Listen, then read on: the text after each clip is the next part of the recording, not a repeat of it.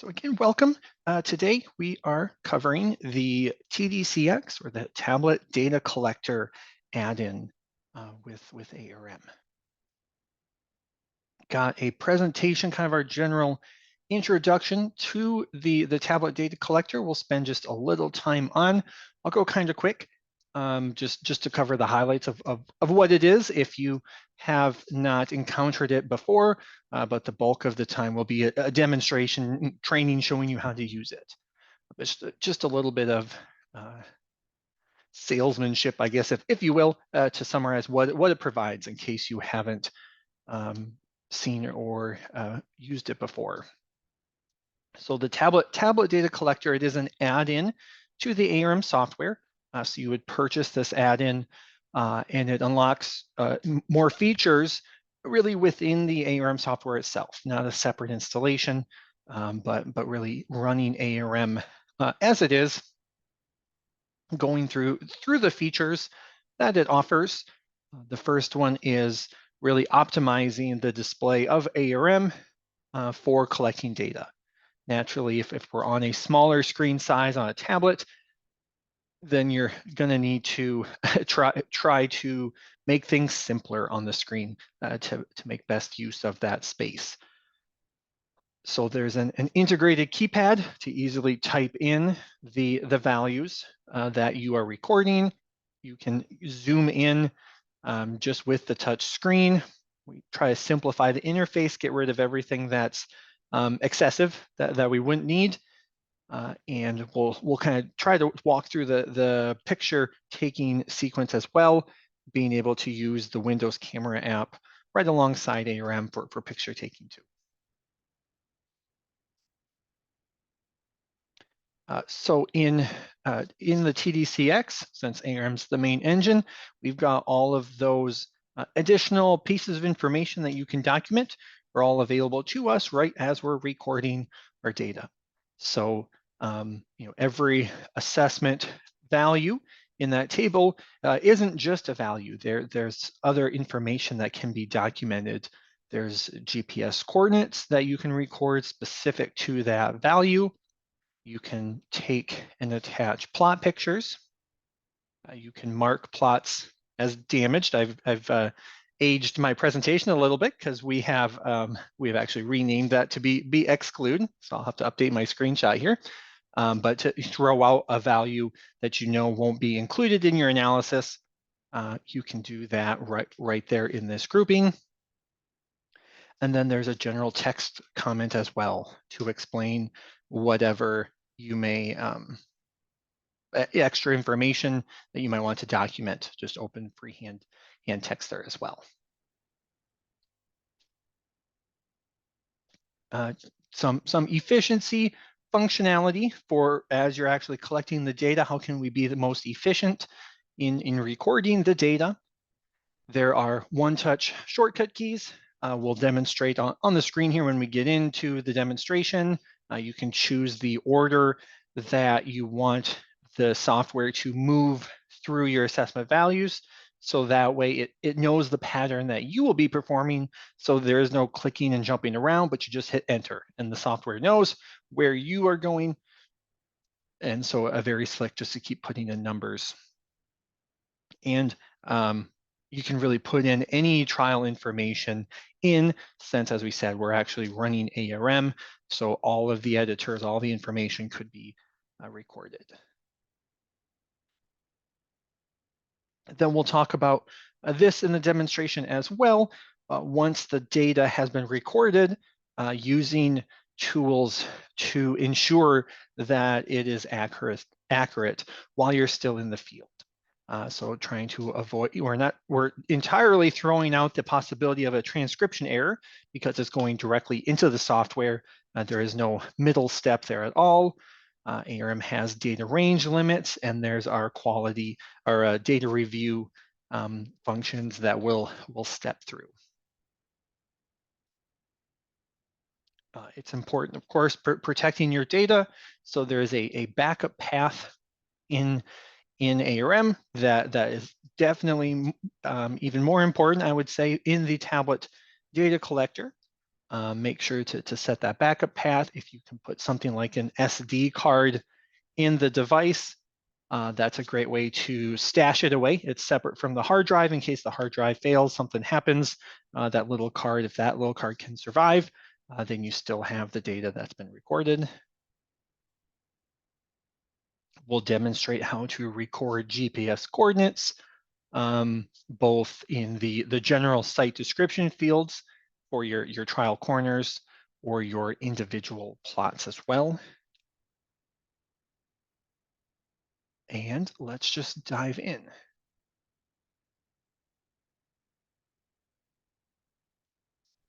Okay, so I'm switching over here to my ARM that has the tablet data collector features.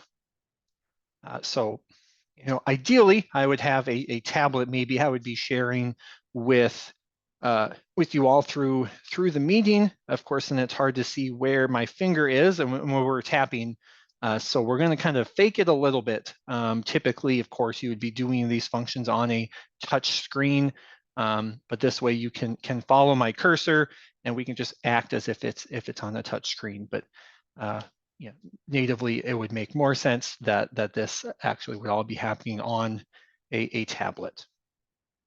But outside of that, I think we'll see if we can get the camera to work. Usually we don't in this setting either, but that's about it. The rest all is pretty well straightforward to see, even though it is technically here on my laptop instead of on a tablet. So in the navigation bar, there are a few extra icons because I have the TDCx licensing. You'll also see those on the tablet menu. Or if you are in a particular, I'm going to start with the GPS coordinates, for example. So when you're in the site description, there's also a big button on the properties panel. Either way, it would be the way to open up the first tool, recording your GPS coordinates, really for your trial corners. And so this little tool popped up. It really takes the image of your trial map drawn to scale. So with that true scale function turned on, so you get a sense of the size and shape of your field. And then we have all of the coordinates for the 4 different corners. You can see if I click in this table or if I click on a particular corner, that is selecting here. So if I want to record my lower left coordinate, I would go out with my device in the field, stand right in that corner and select that there. Over on the right, you can see ARM is simply reading this device's current GPS coordinates.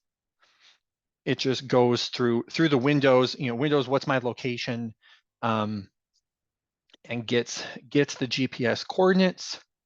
It can also give us a sense of our accuracy, which you can see is very, very poor on this device.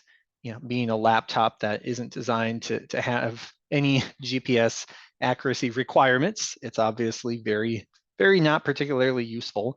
Hopefully your device would have better accuracy than this. You could certainly, if your tablet that you have doesn't have a great receiver, there's always like third-party receivers that you could purchase, and a lot of those connect with Bluetooth or something. And ARM should just, TDCx should just naturally use that device. It just asks Windows what the device is, and I think Windows should be able to manage and know which option is the best to give you. So if I wasn't just using a laptop, I'd try to move around a little bit, at least just to get these coordinates to move for us, but it's pretty locked down. But this does refresh every couple seconds if you're moving around. I think my accuracy did just lower a little bit here, so maybe I should have hit record before it got worse. But essentially, it gives you a sense of what's about to be recorded. So if you need to wait a minute for the device to connect to the best satellite, maybe that accuracy would whittle down a little bit to be a reasonable amount. But whenever you're ready to take that snapshot, then just press the record GPS button, and that's going to take those coordinates just as they were at that time and save it to the corner that you selected. So now I could, if I want to record all 4 corners, I could then walk to the other end of the field and go ahead and do the upper left. Now it's grayed out because I haven't moved anywhere. So again, I'm a little bit limited being here at my desk. I can't quite convince TDCx that I've actually moved and that we're ready to record something different. But I would just continue to move to these different corners and then press the record GPS to capture the different coordinates for all 4 corners, or maybe the lower left is all I really need. But that's how we can make use of the device's GPS. And then when I click OK, you'll see that information is populated into the site description for the trial.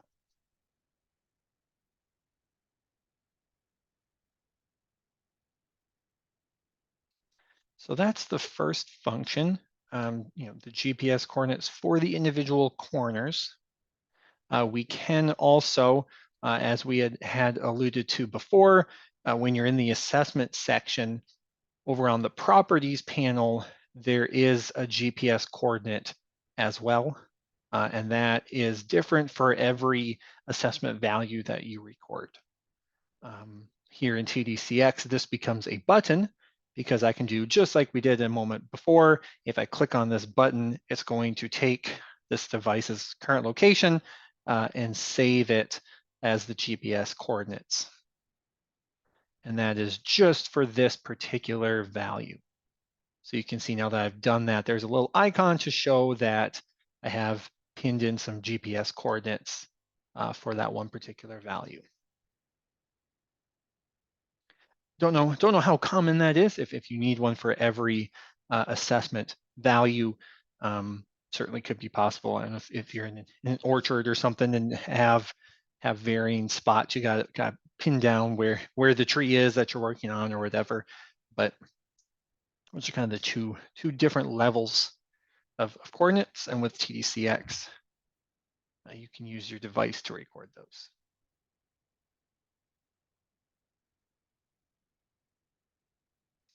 Okay, moving on to the next kind of the main feature set would be the data entry functions for taking the assessment data itself. And we can do that again, either with the tablet data entry in your navigation bar, or over here in the properties panel, I have a big button for the tablet data entry. And so there is a little wizard to help us set up our scenario, the data that we're going to collect right now. Going through kind of each of these options, again, kind of wanting to set up the session I'm about to perform. And that way everything is ready to go. So that way it's quick and efficient as we're actually taking our notes is the idea here. So first option is the sort order. So that would refer to how we're going to move through our plots to make sure that we know the direction that we will be moving through. And you could simply sort by plot number or treatment number, but that's probably not very realistic that you would be jumping through the field in an unusual way. More commonly, there may be a system that you would use to walk through the field. So we have the assessment order and the harvest order. And these two are both set on the trial map. So right now I have it set as serpentine within blocks. But I'm going to cancel here and bring up the trial map. Actually, I'm going to use my little icon here to bring up our trial map. And down at the bottom here, we have different tabs, and the one we're interested in is movement arrows. And actually, there we go. Let's see if it's a little hard to see. Let me switch my view off of true scale, just so we get a better sense of what we're trying to demonstrate. So these movement arrows, let me turn them off and then back on again, just to show what we're referring to. It's just these thin little arrows on the screen to demonstrate how I'm going to walk through the field to take notes. And so we've got a lot of different options, just depending on the system that you might use. So this first one was serpentine within blocks. So I'm just going to start at 101 down to 102, all the way down to the end, in this case to 805. And then I'm just going to move to the next, hop over to the next row, if you will, and take 905 and work my way back all the way down to 201, hop up, and keep zigzagging essentially. But we have tried to do just about any different combination that we can think of. So this is reversed, starting at 805 and going down. There's no serpentine, so then you would start next with 905 and work your way down. You know, we can go across blocks instead, going this direction.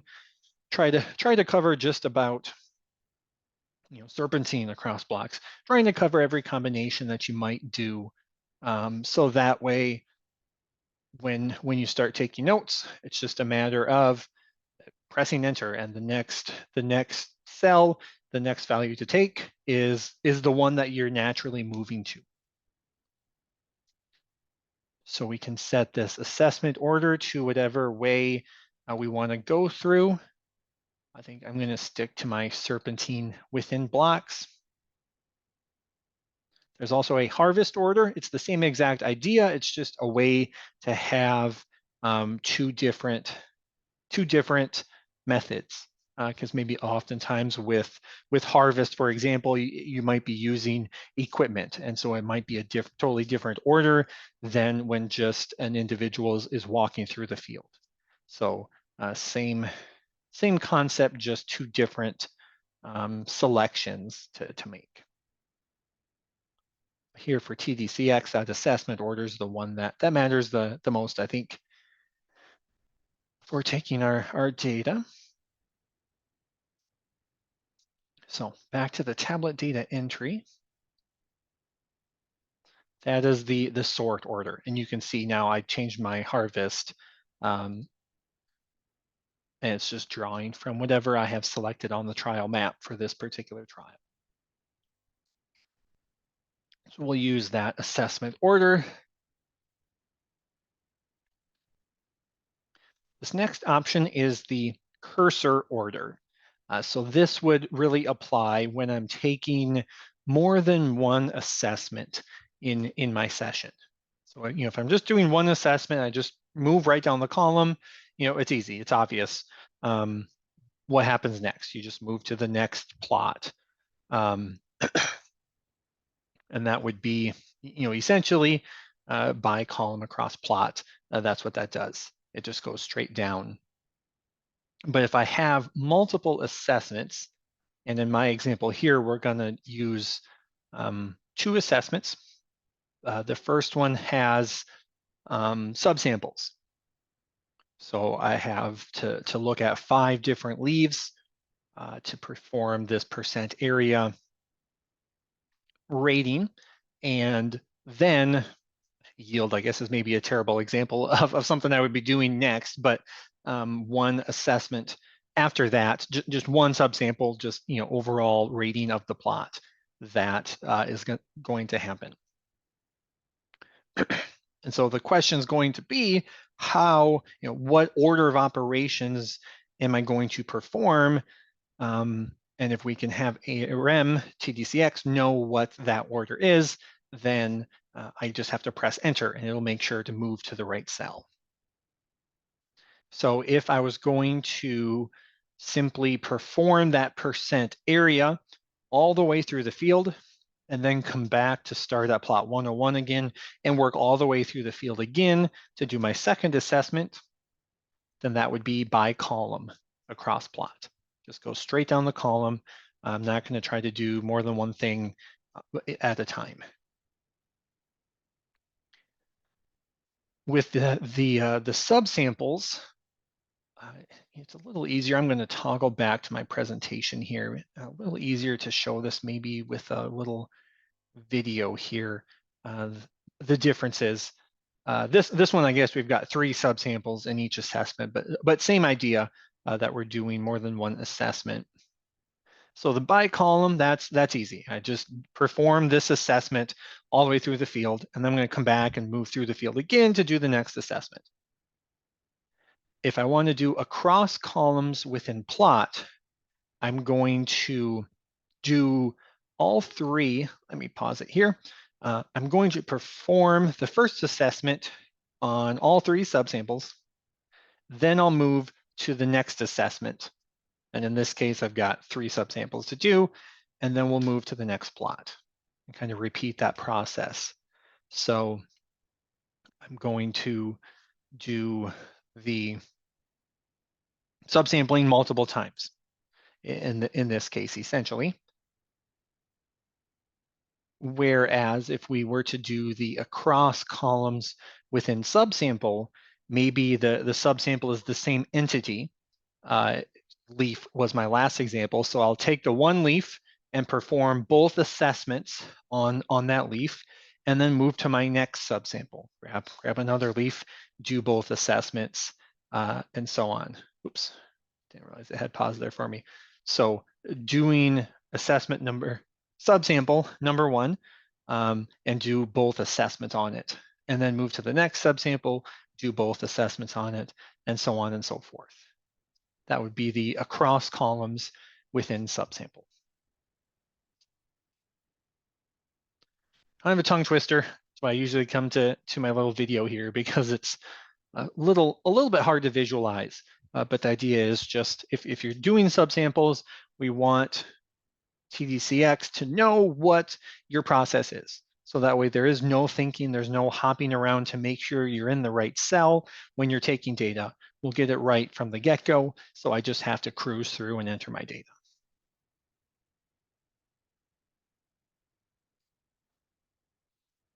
So that's the cursor order.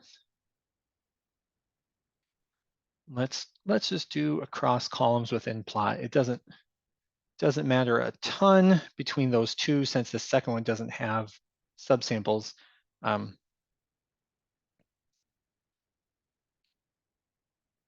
Next option is our view, and this defaults to the default tablet data entry view that we include with the ARM software. We've just picked out what we would imagine is a safe and generic set of our header fields that we would want visible during data collection. You would be able to create any other view that you would want. So these are different ones I've created for different purposes.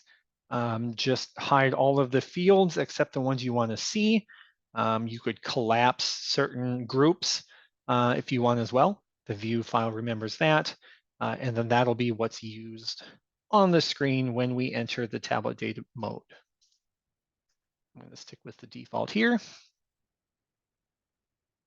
Now the assessment data columns, that's just going to be which assessments am I going to perform. If you know right off the bat which ones you want, you can type that in. So I know I'm going to do 2 and 3. You could certainly just have ARM ask you in a moment, and then when you press next, it'll pop open the screen, kind of like when you're in the reporting, and it asks you to choose which column you want. That would be the select, or the current view if you've already filtered the screen to only show the columns you want. You could use your current view.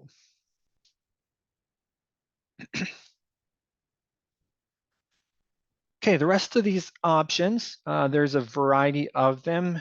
Typically, we kind of try to default them to the usual workflow, hiding the treatment number to do a blind assessment.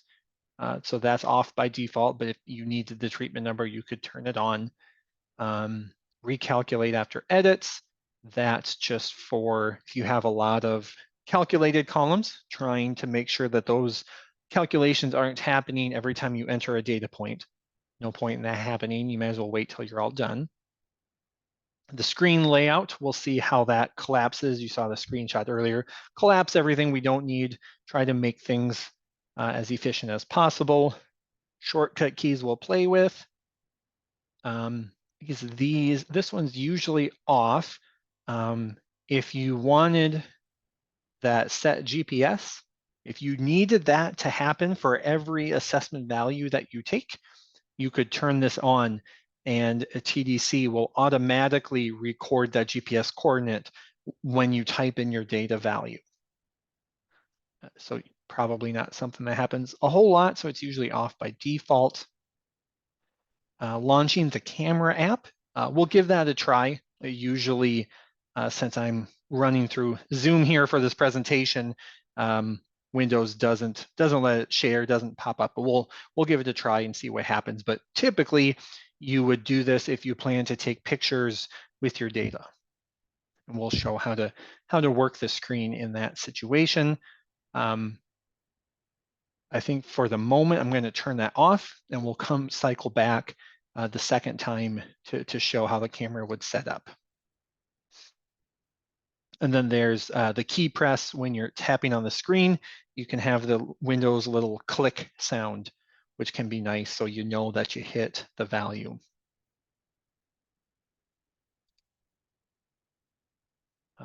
When I go next, this is related to the assessment images. So again, we'll kind of gloss over that this first time, and then we'll loop back around later to discuss the assessment pictures.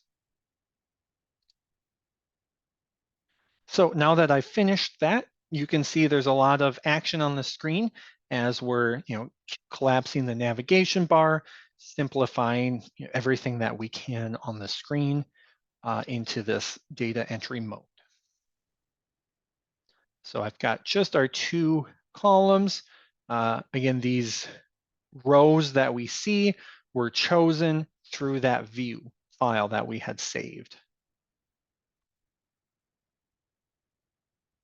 Over on the right, we've got those different pieces of information that we can record, and then our touchscreen keypad.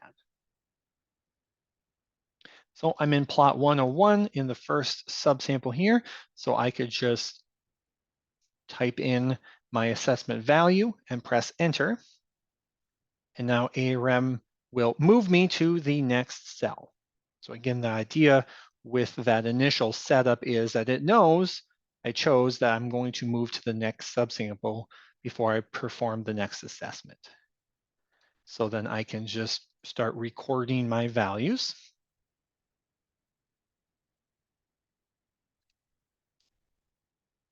Our shortcut buttons here on the right, if I had a bunch of hundreds or zeros, these are just shortcuts. What happens when I press this button is both 100 is filled in for me as a common value that might happen. But you'll notice it also presses enter. So I only had to press one button and really two things happened. I got that 100 and it also moved me to the next cell. Same thing here with the 0. So I pressed 0. What happened here is 0 was entered, and then it pressed enter for me, which moves us to the next value, which in this case is now the next assessment to take. I press enter again, and now we've moved from plot 101, we move down to plot 102. There's a copy down. That's going to take whatever value is directly above me, wherever I'm at with my cursor. It's going to take that value again and also press enter for me. So I'm only having to press one button and I get that value and moving to the next cell pretty quickly. And then if for some reason I can't take a value, I have a missing data point, I've also got a button for that. And you'll see that just puts a period instead of just leaving it blank to show that purposefully, I have chosen to not have a number in this cell.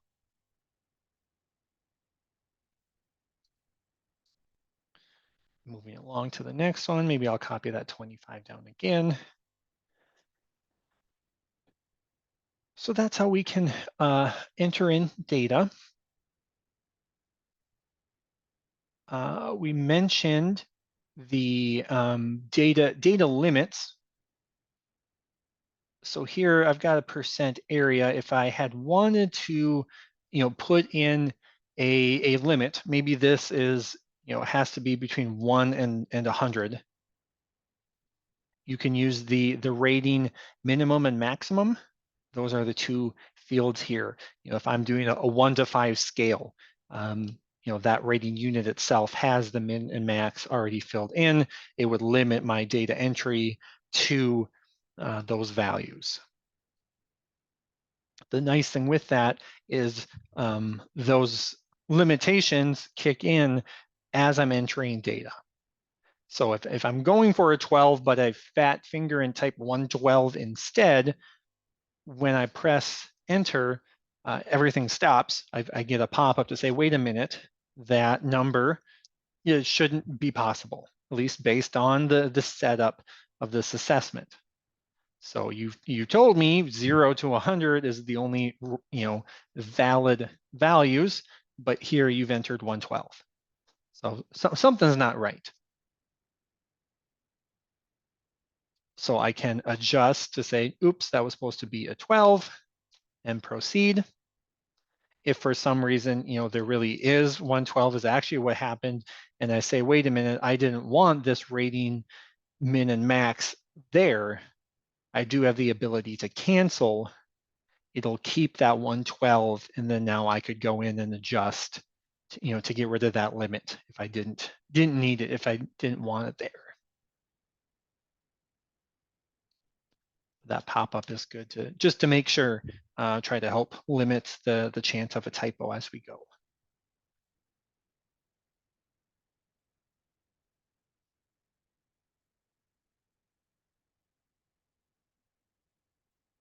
Okay, so that's data entry. I guess we showed GPS. The GPS button is still right here. So if I'm wanting to pull in my GPS coordinates, it's a little slower than it was before grabbing them.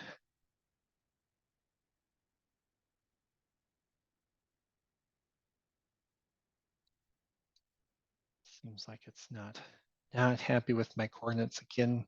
A laptop sitting in the corner of my office is maybe not the best scenario for trying to pull in coordinates. There we go. We've got something at least. Those can be pulled in. On a tablet, if you click into the comment, then the Windows keyboard can pop up, and you can type in the comment on the screen. So that's how you would do that. Let's go ahead and show the images now. And that's kind of the other component. Data entry is fairly self-explanatory at that point. So I'm going to close my data entry session just to pick it up again. Now this time I want to do, and maybe I'll do just column 3, just keep it simple for the pictures. And I can automatically launch the Windows Camera app.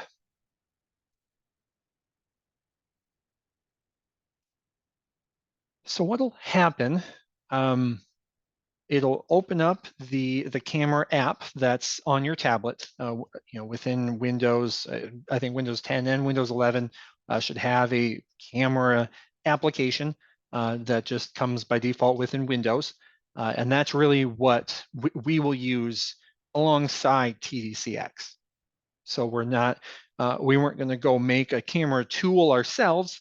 A lot easier just to use the one that comes in Windows anyway. And then when you take a picture with the camera app, the TDCx is actually watching or listening for an image to be taken. And as soon as an image is taken, then it grabs it and brings it into the trial. So that's kind of technically what's happening. I've got just a little visualization here for kind of what happens with the files when we do this. So you take the picture with the app, that becomes a picture file in your camera roll folder usually. So then TDCx will copy that image when it sees it and put it in the folder where your trial is at. Now that image file usually isn't particularly helpful. It's some random number most commonly. So we will rename that file to have your trial ID, your plot number, your treatment number, to actually identify the file itself. So that way you know what this picture belongs to, what is it linked to, even just by looking at the file itself. Then once we do that, it will be linked into the trial. So we don't store the trial file, like embed it into the trial, but it's actually just a link. It's an attachment, a reference to that location in the ARM trial.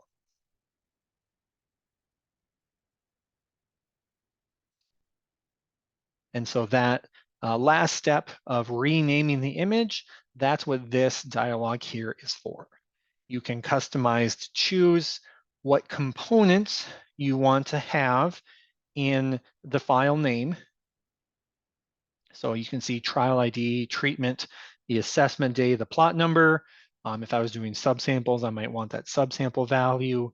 If I'm taking multiple columns, I might want the column ID as well to make sure I don't end up with 2 pictures that are the same name. Then I can also move those components around. So if I make the column ID the 4th or the 3rd, you can see this little preview is just an example of one image file name, how it would look.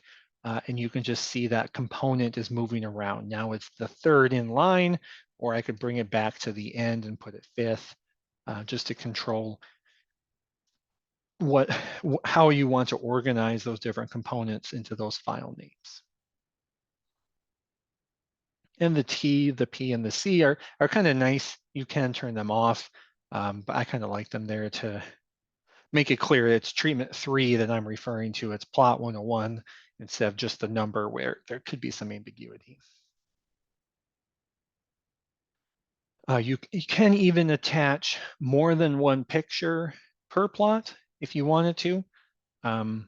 That's that option there. I'll keep it simple here with just the one. All right, so now when we press finish, we'll have a couple things happen. Let's see, we do have our camera, so that's great news, other than we have to see my face. But so the camera opens as well as our data entry mode. What we can do, kind of 2 different options for taking pictures and taking data kind of at the same time. You can, one method, and maybe it depends on your screen size as to which one works the best. But if I am wanting to take a picture with, maybe I'm only going to take 1 picture every rep, or not so often, it might, or I have a really small screen size, so I really can't split the screen, half and half with the camera and TDCx. You could always just leave both of them full screen and just type in your value and then switch back over to the camera. And I'll cheat. I've got my pretend plot here. We'll take a picture of our field. And then if I toggle back to my ARM or TDC, then what happened here is I had typed in my 14. Once I took the picture, it moved me to my next cell. If I go back, you can see that that picture I took, zoom in a little bit, you can see that picture we took has been grabbed by the TDCx. It's been copied to the folder where my trial is at, and I have it linked to this cell. So you've got that full screen option is simple. You're just toggling back and forth between the two apps. If you've got, the 10, 11-inch screen size, you might be able to kind of share the screen. So under the window menu for the tablet data collector, we've got a dock option. So I can put ARM or tablet data collector to the right, and it tries its best. Get my plot lined up again. Tries its best here to put maybe about 2/3 of the screen as the tablet data collector, and then squeeze the camera in the other portion. So now I can go even faster, maybe take my data and then just line up my shot and take a picture. Or if I'm wanting to take my picture first, then I can type in a value and press enter. Either or works. But here you can see then you have both things on the screen to kind of hop back and forth. Just kind of your order of operations there. And again, that was under dock is the menu command under the window menu. Where do you want ARM to go? And then we'll try to grab that camera app and put it in the remaining portion of the screen.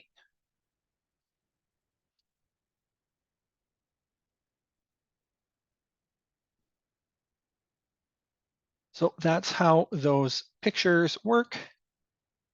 And you can see the little indication that those are there. If I exit my data entry mode, just to show that they are technically attachments. So those images are just kind of linked to the folder where my trial is already at. And then they've been named something useful, telling us where they were taken, what they belong to, and they're just linked here to this trial.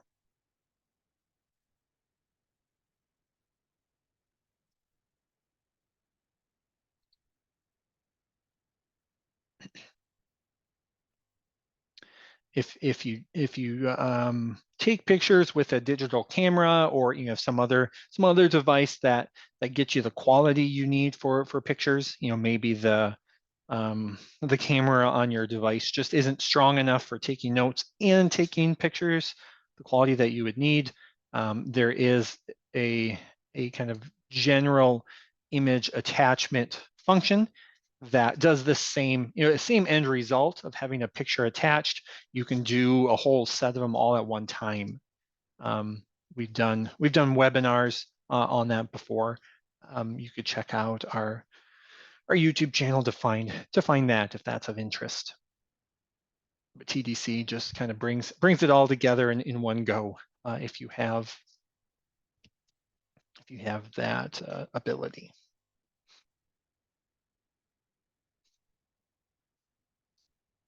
All right. Last big topic, big functionality that we get with the tablet data collector is once the data is collected, doing some data review. And I'll go fairly quick through our options here. We do spend a fair amount of time talking through the philosophy of, I call it data confirmation, of once the data is entered into the software, let's quick look to make sure it's entered correctly.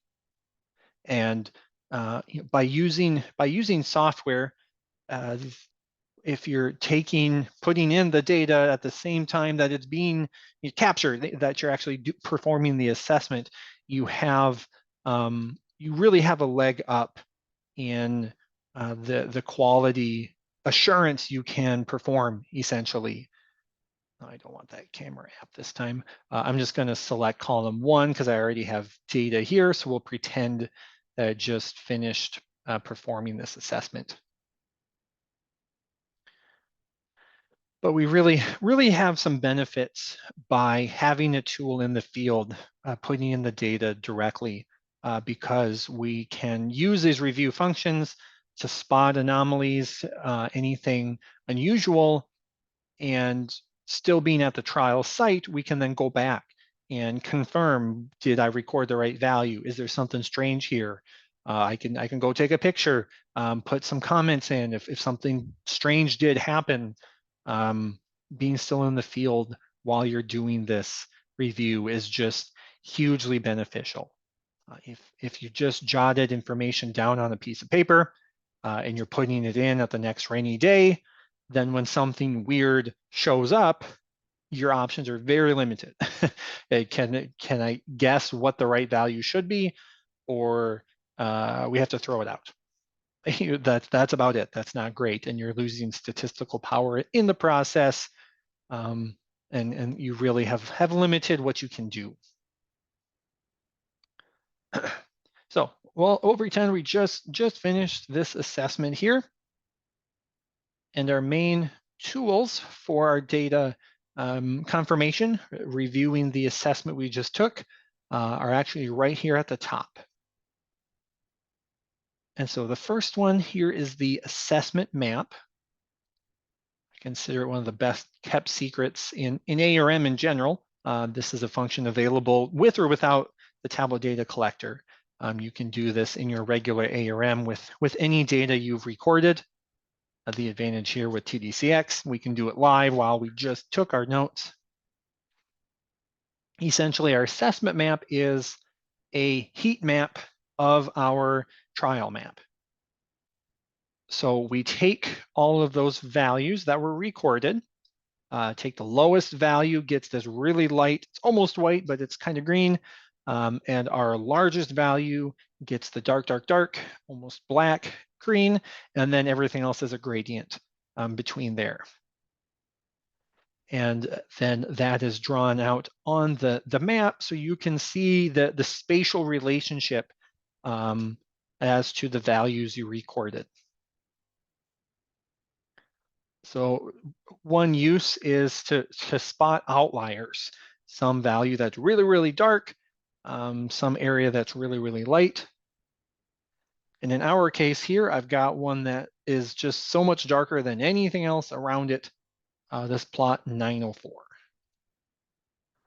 If I click on an individual plot, the color by current treatment pops up. And this now colors only treatment 4 across the different replicates in my map. So I can see even more so the consistency that this is clearly an extreme value compared to how treatment 4 performed, or if I take that off, or really how any treatment performed on the plot. So this would definitely be an indication that something's odd here, and we should go look at this 904. So I'm going to double click on that plot, and it takes me right to that plot 904.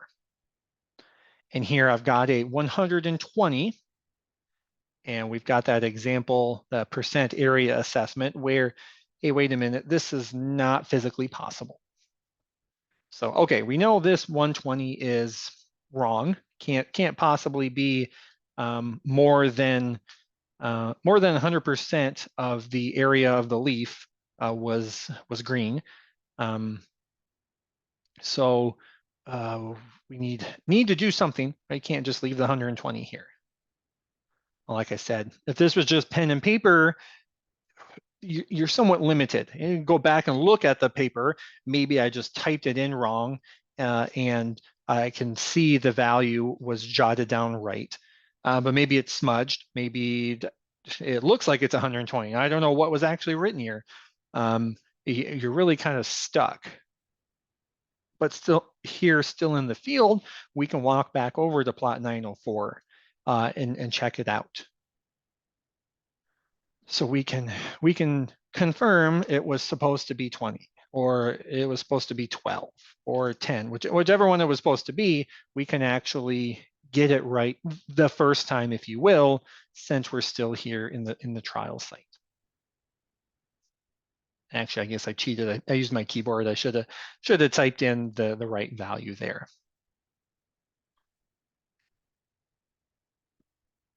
Once I do that, I can just open up the assessment map again. And now without that extreme impossible value, we see something a little more interesting map, a little bit more variation here. We can see where there's maybe darker areas versus lighter areas. We might still have this somewhat extreme value. There's really only one that's really that high. So we should go check that one out. And that's a 65. Same thing, we can go check things out. Maybe this case it is. Wow, yeah, it really was poor.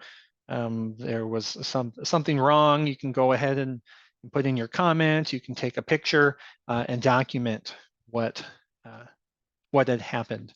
And then you've got that confidence that this is accurate. We reviewed it, even if it's strange, it's true, and we know that because we could kind of confirm and get that additional documentation as we went.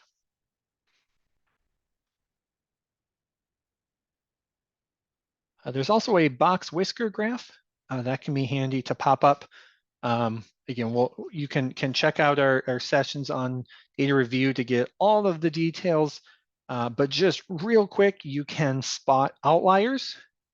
So if I hover over this, you can see plot 705 has been calculated as an outlier for treatment 3, which is somewhat useful because that's compared to all of the treatment 3 values. This one's extreme for what treatment 3 did.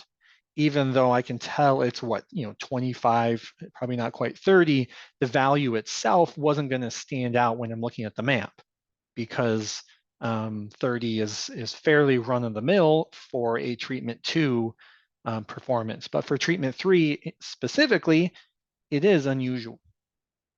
So you get a little bit deeper dive into potential extreme values, high or low. There's also one here, treatment 5 has got an extreme value. That's our 65 that we did see on our assessment map.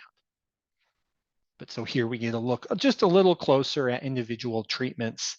And if you just generally look at the box heights, that gives you a sense of how much variability each individual treatment had. So that can just kind of help eyeball how consistent each one was as well.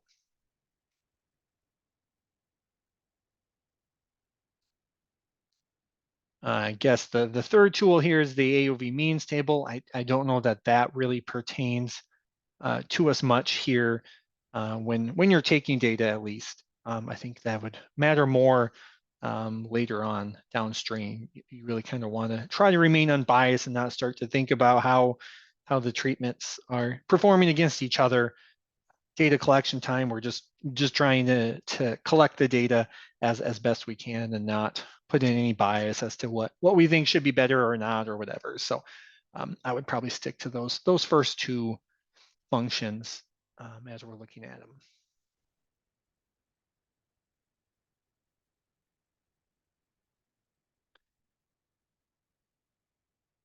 Okay, well, that's really the run of all of the functions within TDCx. The remaining slides I have is just general setup, common questions that we get since we have just a couple minutes before I ramble on any of these. Just opening the floor if there are any questions about the TDCx. Otherwise, here's just a quick overview. If you're starting out with data collection, a common question, how do I get my ARM files? I'm used to working on my desktop or laptop, working with my trials. Suddenly now we're talking about another device, a tablet that's going to go in the field. How do I get my trials onto the tablet? And so there's a few different ways. The big question is kind of, where is your data currently on your laptop? How are you accessing it? And hopefully nowadays, these first two are common enough. Hopefully they're not just sitting on your hard drive of your laptop and that's the only place they exist. Getting them out into the internet to some extent, whether it's just a local company network drive or a cloud storage type of software like Dropbox, OneDrive, SharePoint, something where the file is duplicated out in the internet somewhere. So multiple devices, multiple people can access it.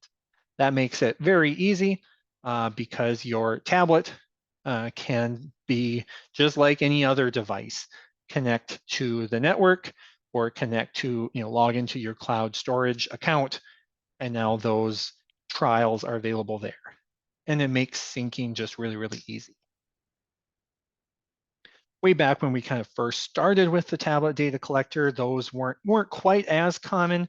And so there was this whole sync cable process that we had, but that's kind of clunky and time consuming. So I would really, really hope no one is doing that much anymore.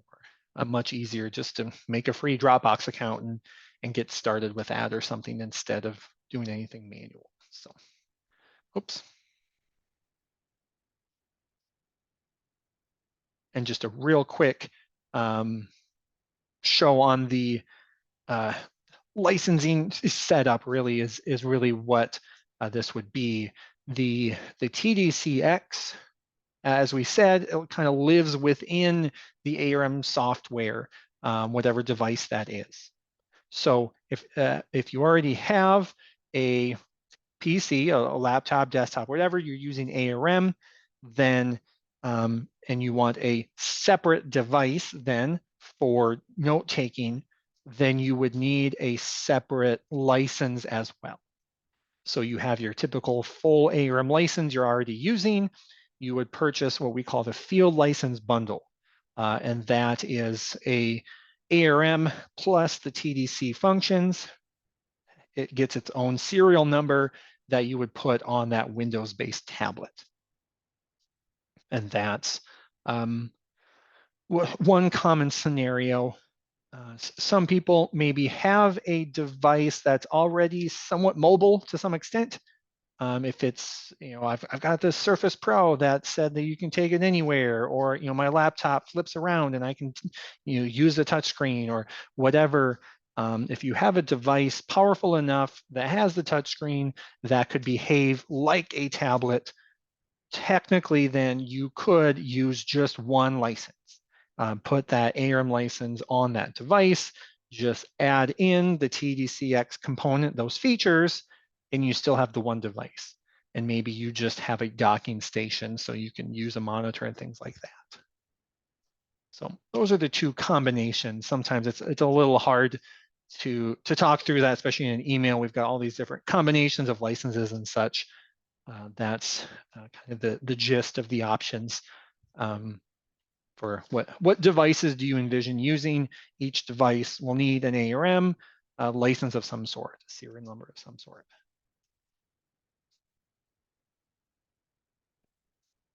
All right, well, I've used up our time.